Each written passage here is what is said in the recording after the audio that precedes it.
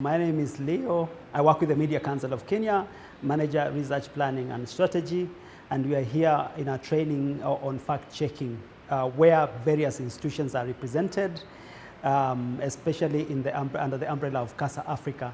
So Casa África has partnered with the Media Council of Kenya. There is Africa Check, the local institutions that are involved to train journalists from various quarters on fact-checking.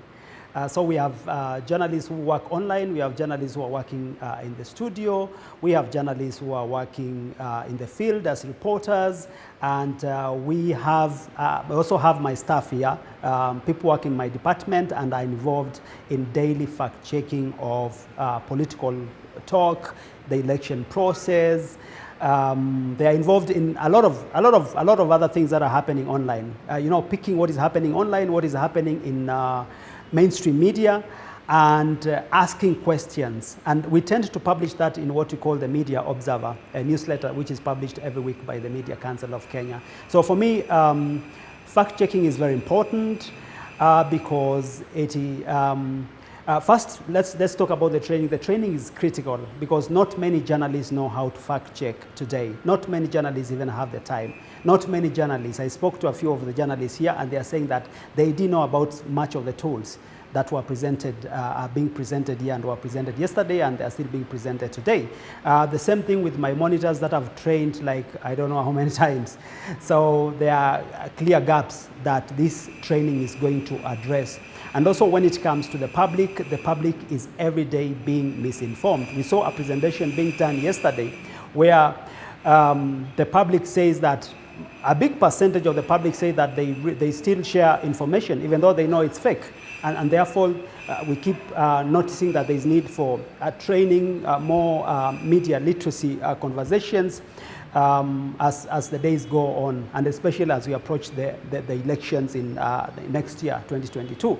I've noticed that the trainers who have come here today have a lot of experience, not just coming from Spain. Some of them have worked in Peru, others have worked in countries in Europe, and the others who have worked in countries in Asia to promote the work of fact-checking. And I think it's very important for institutions like Media Council, Africa Check, Midan, and others to come together and partner with these institutions to promote quality fact-checking, not just in Kenya, but also in Africa. Because there's the prevalence of fake information, fake content is so much such that we don't know what to believe anymore. When COVID started in 2019, we remember there were so many information out there that people could even take some dawa. There's something that is sold in one of the local restaurants called dawa, which is basically ginger, water, honey, and lemon.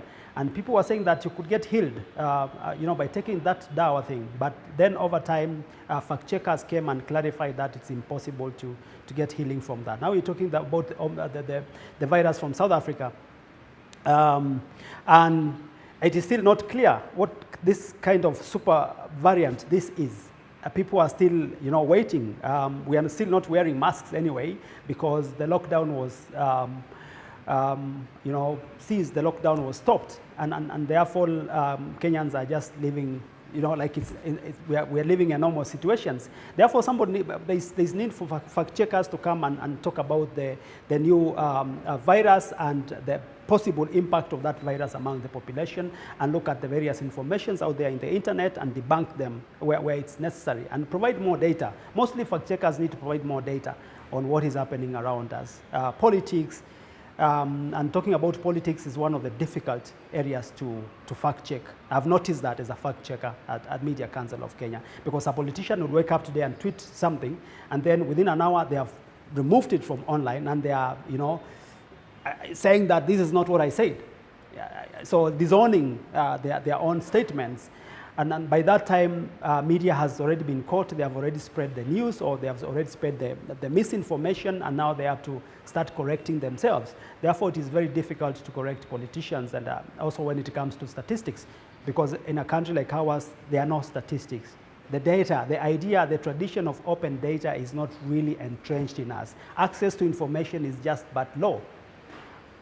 So that we need to make it a culture of open data systems, a culture of the right to access to information so that I can walk into an office and get that data. So that's what's going to be one of the challenges we are going to encounter when you are fact-checking politicians, when you are fact-checking the next elections. Data, data, data, data. Data is not there.